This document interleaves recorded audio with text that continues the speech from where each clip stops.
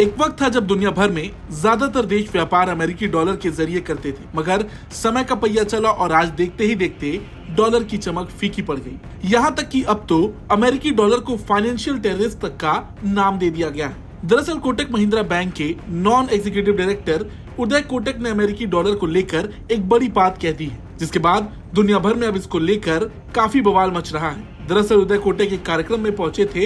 इस दौरान उन्होंने कहा कि रिजर्व करेंसी के रूप में डॉलर के पास बड़ी ताकत है और अमेरिकी डॉलर रिजर्व करेंसी के रूप में फाइनेंशियल टेररिस्ट की तरह है। दुनिया डॉलर का विकल्प तलाशने में लगी है जिसे रिजर्व करेंसी के तौर पर प्रयोग में लाया जा सके। ऐसे में भारतीय रुपए के लिए ये एक सुनहरा मौका है। अगर रिजर्व करेंसी के रूप में रुपए की ओर दुनिया का ध्यान खींचना है तो इसके लिए भारत को मजबूत संस्थानों की रूपरेखा बनानी होगी जो किसी भी तरह के दबाव से मुक्त रहे। उदय कोटक के इस बयान के बाद से कई तरह की बातें बनने लगी। हालांकि अगर देखा जाए तो पिछले कुछ वक्त से कई देशों ने, यहाँ तक कि भारत ने भी डॉलर को कई बार दरकिनार करते हुए भारतीय रुपए में ही व्यापार किया। हाल ही में भारत ने बांग्लादेश से भी एक ऐतिहासिक समझौता किया जिसमें पहली बार डॉलर की बजाय भारतीय रुपए में व्यापार करने पर बात बनी। हालांकि उदय कोटक ने जो भावनाओं में बहकर इतनी बड़ी बात वो भी अमेरिकी डॉलर के बारे में कही, उसके बाद उन्होंने सोशल मीडिया प्लेटफॉर्म्स के जरिए सफाई देना भी शुरू कर दिया। हाल ही में उन्होंने ट्विटर का सहारा लेते हुए कहा कि उन्होंने अनजाने में अमेरिकी डॉलर को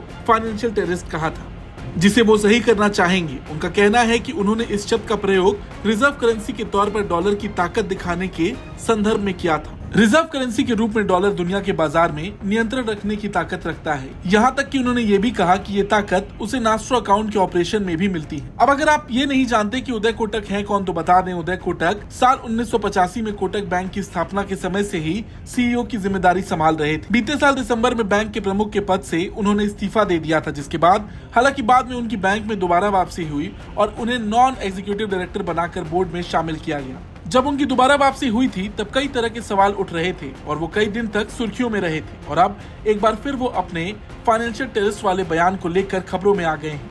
फिलहाल आपको क्या लगता है, उदय कोटक के इस बयान में कितनी सच्चाई थी? कमेंट कर जरूर बताएं।